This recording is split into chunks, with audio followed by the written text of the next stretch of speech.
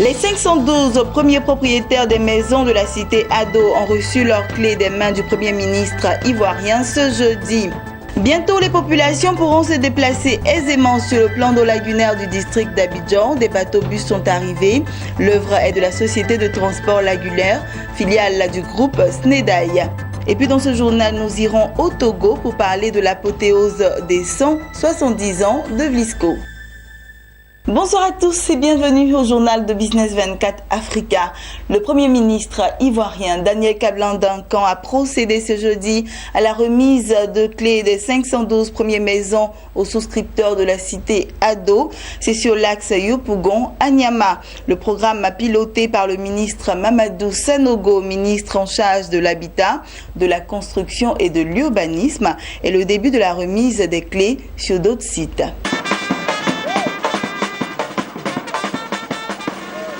Les clés des 512 premiers logements de la cité Ado, remises officiellement par le Premier ministre ivoirien Daniel Kablan-Duncan aux souscripteurs des logements sociaux.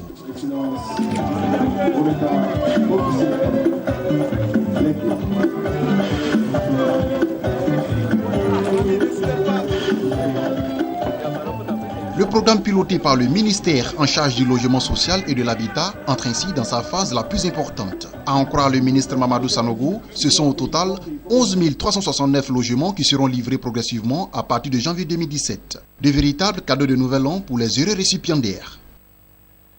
Votre rêve aujourd'hui est devenu une réalité. Vos efforts connaissent un aboutissement heureux. Vous avez atteint cet objectif de votre vie. Vous ne serez plus dans l'angoisse des fins de mois. Vous autres acquéreurs dont les logements ne sont pas encore livrés, je vous encourage à poursuivre vos efforts de paiement, car nous allons dans les jours et mois à venir, en tout cas procéder à des remises de clés. Ainsi, avec la permission et l'autorisation de Monsieur le Premier ministre, le jeudi 12 janvier prochain, une autre cérémonie de remise de clés sera organisée à Benjerville. Et un mois après, des remises de clés se feront sur le site de Bassam. Et puis un autre mois après, une autre remise de clés se fera à Songon. Il faut le noter, le gouvernement s'engage à ne plus attendre à procéder aux remises de clés dans une périodicité donc de 2 mois. Le Premier ministre Daniel Kablan-Duncan a appelé pour sa part les acquéreurs à faire bon usage des logements, avant de rappeler que plus de 35 milliards de francs CFA ont été investis par l'État pour la réalisation des voiries et réseaux divers des différents sites et 5 milliards de francs CFA pour la purge des droits coutumiers. Il s'agit de permettre aux Ivoiriens d'accéder à un niveau de vie amélioré dans un cadre sain. C'est pourquoi de 100 000 logements sociaux et économiques initialement prévus, le nombre a été porté ensuite à 150 000 logements. Cette politique répond à l'aspiration légitime de nos concitoyens de disposer d'un toit décent à des coûts raisonnables. On connaît que le ministre a indiqué tout à l'heure, Henri Algoumant, avec plus de 50 milliards de francs CFA mobilisés par les souscripteurs en 3 ans. Les souscripteurs ont par ailleurs été exhortés à faire confiance aux promoteurs et de ne pas hésiter à s'inscrire dans ce projet. Tout est une question de courage et d'abnégation. Quand on décide et quand on aime ce qu'on fait, on se donne les moyens de pouvoir le réussir. Ça n'a pas été facile, donc comme on le dit, rien n'est facile. Mais on va dire que par la grâce de Dieu, on a essayé d'obtenir les résultats que vous allez voir bientôt, que vous commencez à voir déjà. La cité Ado, c'est un site qui, à terme, va contenir 2172 logements et qui va loger entre 8000 et 10 000 personnes. Et là, c'est la première phase. Vous verrez déjà qu'il y a des fondations qui sont déjà... Nous allons donc lancer la deuxième tranche qui comportera 1500 logements. Et il y a encore des logements disponibles. Pour combler son déficit de logement, la Côte d'Ivoire a pour la première phase de logements sociaux mobilisé 3000 hectares de foncier sur l'ensemble du territoire. Plus de 120 000 demandeurs de logements ont été enregistrés, dont 80% dans le district d'Abidjan. C'était le reportage de Max Soubi et de Soro Chelina. Bientôt, les populations pourront se déplacer aisément sur le plan d'eau lagunaire du district d'Abidjan. Des bateaux-bus sont arrivés pour améliorer les conditions de transport des populations. L'œuvre est de la Société de transport lagunaire, filiale du groupe SNEDAI. Il s'agit à terme de mettre à la disposition des populations plus de 40 bateaux-bus. Suivons ensemble les temps forts de la mise à l'eau des premiers engins. Ce bateau-bus sort majestueusement du port autonome d'Abidjan. Son nom, Kong. À côté de Kong, son frère jumeau, baptisé lui du nom d'Agboville. Nos deux bateaux-bus quittent le port d'Abidjan pour retrouver leur mère, la lagune Ébrié. Officiellement mis en mer ce mardi, ces deux bateaux-bus représentent à eux seuls l'espoir du développement du transport lagunaire dans le district d'Abidjan. L'initiative est de la Société de transport lagunaire STL, filiale du groupe SNEDAI. En prélude au démarrage de ces activités en janvier prochain sur le plan d'eau lagunaire abidjanais. Et le promoteur, c'est cet homme, l'ivoirien Adama Bitogo. L'homme d'affaires se réjouit de ce que ces nouveaux bateaux-bus viendront constituer une bouffée d'oxygène pour les Abidjanais qui sont confrontés très souvent à d'énormes difficultés de déplacement. On va participer à la facilité de la mobilité, va participer à la politique du transport multimodal, comme un peu à Istanbul, Amsterdam. Je pense que dans 2-3 mois, vous serez fiers de voir que sur la lagune, les bateaux circulent et que Cocody en 7 minutes. D'ici janvier, 4 autres bateaux vont arriver. Donc d'ici juillet, on devrait recevoir globalement 16 bateaux. Tout est en route, ça vient au fur et à mesure. Et les gares aussi sont prêtes. Donc je pense que nous sommes dans le respect des engagements pris vis-à-vis de l'État. La capacité d'un bateau-bus est de 150 places, ce qui permettra, selon le promoteur, citant une étude de la Banque mondiale, de transporter 50 000 personnes par jour à raison de 30 minutes de rotation par bateau. Quant au ticket de transport, il coûtera 500 francs CFA. Une capacité de transporter 50 000 personnes par jour.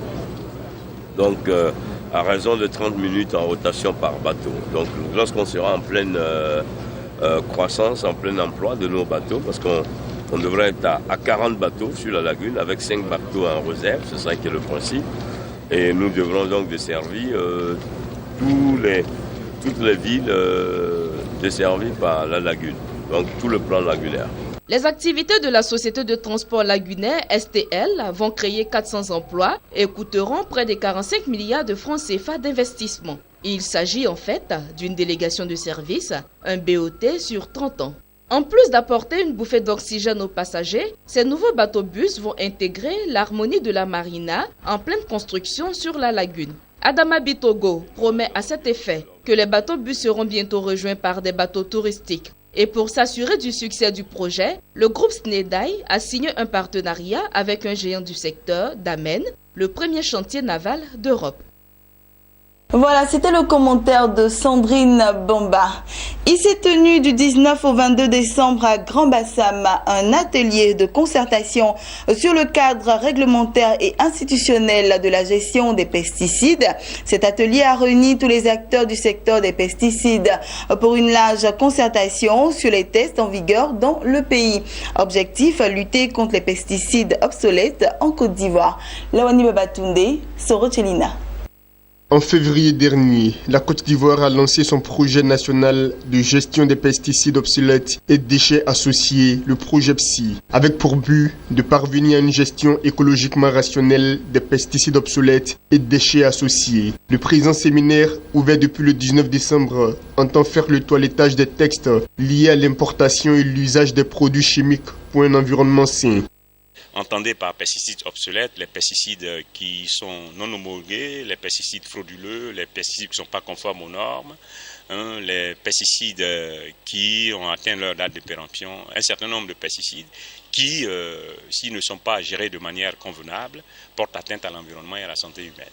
On est venu à cette concertation pour recueillir les avis sur les orientations que l'élaboration lors de la phase préparatoire, nous avons eu pour aller vers le renforcement du cadre réglementaire. Les acteurs nationaux et les parties prenantes dans la gestion des pesticides en Côte d'Ivoire se sont mobilisés pour proposer de nouveaux instruments réglementaires, soit modifier ou mettre à jour les règlements et les lois en vigueur. Nous, la profession phytosanitaire, nous sommes particulièrement intéressés par ce projet à double titre, parce que nous ne voulons pas qu'il y ait des produits frauduleux sur le marché, ce qui entrave considérablement nos affaires. Et d'autre part, nous ne voulons pas être indexés parce que les gens ont été intoxiqués par des produits dont ils ne savent pas qu'en faire. Que nous intervenons dans ce projet pour donner vraiment le maximum d'informations, le maximum d'expertise dont le projet PSI a besoin pour que des voies et des moyens soient trouvés pour l'élimination des produits obsolètes. Une chose est sûre, c'est qu'il faut un toilettage, il faut faire la relecture en fait des textes, parce que dans certains tests, il y a certaines choses qui n'ont pas été mentionnées. Par exemple, comme par exemple l'opportunité d'un centre anti-poison, parce que chaque fois qu'il y a des pesticides obsolètes, que nous devons faire face à cela, on ne sait pas vers qui s'orienter. Donc c'est important effectivement qu'il y ait un test qui prévoit, pourquoi pas, un centre anti-poison pour faire face en fait à toutes ces difficultés-là. Parce qu'effectivement tout ça, ça a un impact en fait négatif, un impact sur la santé de l'homme. Nous on a remarqué aujourd'hui que ces pesticides qui sont transportés en Côte d'Ivoire ne respectent pas la méthodologie. Vous voyez, très souvent ils ne passent plus par des ports, ils ne passent plus par des mers, ils passent désormais par le transport terrestre. Donc c'est au niveau de ce transport terrestre qui se pose beaucoup de problèmes. Donc nous allons faire mains et pieds pour qu'il y ait des comités dans les régions pour que ces pesticides-là ne se traînent plus à longueur de jour et à longueur bien partout en Côte d'Ivoire. Signataire des accords de Paris, la Côte d'Ivoire a réitéré son engagement de lutter contre le réchauffement climatique à la COP22 tenue du 7 au 18 novembre dernier à Marrakech. Cette initiative s'inscrit donc au nombre des actions à mener pour un monde plus écolo. Voilà, je vous emmène à présent au Togo. Après 6 mois de festivités, l'apothéose des 170 ans de la marque de tissu pagne Vlisco au Togo a réuni du beau monde. Occasion pour la société Vlisco de célébrer encore une fois de plus les Nana Benz, principale distributrice et consommatrice de cette marque au Togo. Les femmes togolaises sont les principales distributrices et consommatrices des pagnes Vlisco. Depuis la création de la marque Vlisco, elles ont contribué à donner une autre dimension au commerce de ce tissu pagne au Togo. C'est pour rendre hommage aux pionnières et faire un clin d'œil à la nouvelle génération de Nana Benz qui constituent désormais les piliers de cette activité que la société Vlisco, à l'occasion de ses 170 ans d'existence, a organisé en leur honneur cette soirée de gala apothéose. Une soirée qui clôture en beauté 6 mois de festivités dédiées à la femme. Vlisco n'existerait pas sans les Nana Benz et les Nana Benz sans Vlisco. Vlisco a créé de l'émotion, Vlisco a créé une relation très forte avec la consommatrice, avec la cliente. Et cette relation n'est pas quantifiable. À travers un défilé de mode, l'assistance a pu découvrir l'évolution des modes vestimentaires depuis le début de l'aventure Vlisco. De grands stylistes ont plongé les invités dans un siècle spécial du pagne Vlisco avec un bouquet final exceptionnel.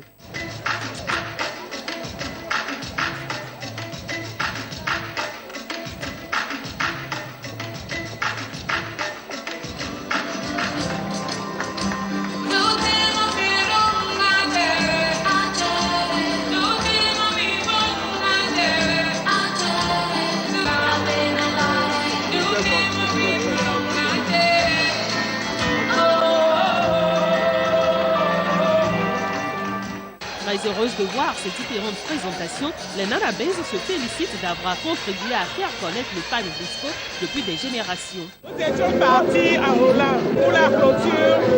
On l'a fait avec nos clients l'ONE. Nous terminons et nous sommes vraiment contents. L'apothéose des 170 ans de Vlisco, qui a commencé depuis août. Aujourd'hui, c'est la fin. Mais une fin sublime, il y avait des choses merveilleuses. Il y avait des personnes qui ont montré des tissus, des beaux tissus de Vlisco qui sont sortis depuis, qui sont sortis maintenant. Et nous étions très heureux. Vlisco ne peut pas vivre sans les femmes africaines et les femmes africaines ne peuvent pas vivre sans Vlisco. Plusieurs personnalités, dont Mesdames les ministres Victoire Tomega Dogbe en charge du développement à la base et Bernadette Lexim Balouki en charge du commerce, ainsi que des partenaires grossistes tels que Madame Dédé Crépi, présidente des Nana Benz, étaient présentes à cette soirée de gala animée par des artistes togolais et ghanéens.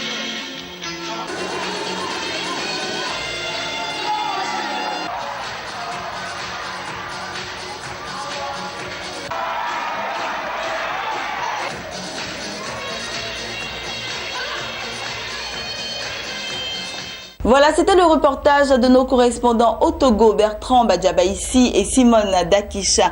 Poursuivons ce journal avec ces informations en bref et en images. Le gouvernement malien va consacrer 169 milliards de francs CFA pour une dizaine de projets d'infrastructures routières en 2017. L'annonce a été faite par le ministre malien de l'équipement, des transports et du développement, Mamadou Joachim Koumaré. Il a précisé que ces projets d'infrastructures routières seront entièrement financés par le budget national de l'État malien.